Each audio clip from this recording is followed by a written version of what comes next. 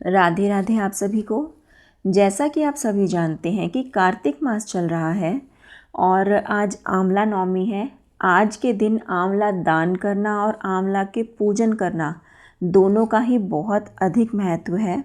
आज मैं इस वीडियो में आप सभी के लिए आंवला नवमी की कहानी लेकर आई हूँ। मार्गशीर्ष मास के शुक्ल पक्ष की नवमी तिथि को आंवला नवमी कहा जाता है। इस दिन आंवले के वृक्ष की पूजा का विशेष महत्व होता है।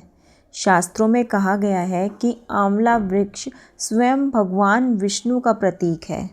इस दिन स्त्रियां व्रत रखती हैं और आंवले के वृक्ष की पूजा करके सुख संपत्ति, दीर्घायु और संतान की प्राप्ति की कामना करती हैं। इस दिन आंवले के वृक्ष के नीचे भोजन करना, पूजन करना और भगवान विष्णु का ध्यान करना अत्यंत शुभ माना गया है। इस व्रत का बहुत अधिक महत्व है। इस दिन आंवला वृक्ष की पूजा करने से सभी पाप नष्ट होते हैं, परिवार में सुख शांति और समृद्धि आती है, संतान की प्राप्ति होती है और इस व्रत से कार्तिक स्नान और दान का फल प्राप्त होता है। और अब हम आंवला नवमी की कथा प्रारंभ करते हैं। एक आंवलिया राजा था जो रोजाना 1.25 मन सोने का आंवला दान करके खाना खाता था। एक दिन उसके बेटे बहू ने सोचा कि अगर इतना आंवला रोज दान करेंगे तो सारा धन खत्म हो जाएगा। बेटा बाप से कहने लगा कि ऐसे तो तुम सारा धन लुटवा दोगे, अब आंवला दान नहीं करना। राजा रानी दुख के मारे उजाड़ खेत में जाकर बैठ गए। उन्हें वहां भूखे प्यासे बैठे हुए 7 दिन बीत गए। राजा आंवला दान नहीं कर सका और आंवला दान किए बिना खाना कैसे खाए। जब भगवान ने सोचा कि अगर मैं इनका सत नहीं रखूँगा तो दुनिया में मुझे कोई नहीं मानेगा, भगवान ने राजा को सपने में कहा कि तू उठकर देख, तेरा पहले के जैसा ही राजपाट हो रहा है। आंवले का पेड़ उग रहा है, उठकर आंवला दान कर। वे लोग रोज़ाना पहले की तरह 1.25 मन सोने का आंवला दान करने लगे। उधर बेटे बहू के अन्नदाता नाराज़ हो गए। आसपास के लोग कहने लगे कि जंगल में एक आंवलिया राजा रहते हैं, उनके पास चले जाओ, वह तुम्हारा दुख दूर कर देंगे। वे लोग वहां पहुंचे तो रानी ने ऊपर से देख लिया तो राजा से बोली कि इनको काम पर रख लो, इनसे काम कम करवाना और मजदूरी ज़्यादा देना। एक दिन रानी ने अपनी बहू को बुलाकर कहा कि मेरा सिर धो दे। बहू सिर धोने लगी तो बहू की आंख में से आंसू रानी की पीठ पर गिर गए। रानी ने पूछा कि तू क्यों रोने लगी, क्या बात है, बता। बहू बोली कि मेरी सास की पीठ पर भी ऐसा ही मस्सा था, वह भी 1.25 मन आंवला रोजाना दान करती थी। हमने उन्हें आंवला दान करने नहीं दिया और घर से निकाल दिया। जब सास बोली कि हम ही तुम्हारे सास ससुर हैं, तुमने तो हमें निकाल दिया था, लेकिन भगवान ने हमारा सत रखा। हे भगवान, जैसे राजा रानी का सत रखा वैसे सबका रखना। बोलो श्री कृष्ण भगवान की जय। आंवला नवमी की कहानी के पश्चात अब हम तारा भोजन की कहानी प्रारंभ करते हैं। तारा भोजन की कथा। एक राजा की लड़की तारा भोजन करती थी। उसने अपने पिताजी से कहा, पिताजी मुझे 9 लाख तारे बनवा दो, मैं दान करूंगी। राजा ने सुनार को बुलाया और कहा कि मेरी बेटी तारा भोजन करती है, तुम 9 लाख तारे बना दो। सुनार सूखने लगा। सुनारी ने पूछा कि तुम उदास क्यों रहते हो। उसने कहा, राजा ने 9 लाख तारे बनाने के लिए कहा है, मैं कैसे बनाऊं, मुझे तारे बनाने नहीं आते। राजा किसी बात है, जन बच्चा कोलू में पिलवा देगा।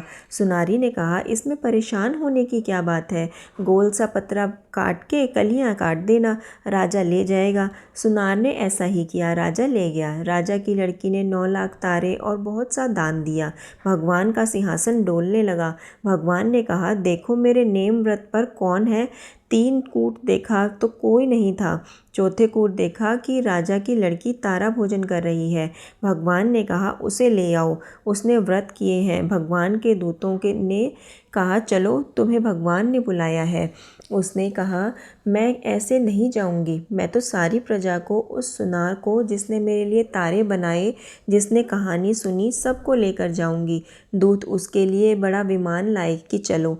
वह कहने लगी, हाँ अब मैं चलूँगी। सब विमान में बैठकर जाने लगे। रास्ते रास्ते में उसे अभिमान हो गया, मैं तारा भोजन व्रत नहीं करती तो सबको स्वर्ग कैसे मिलता।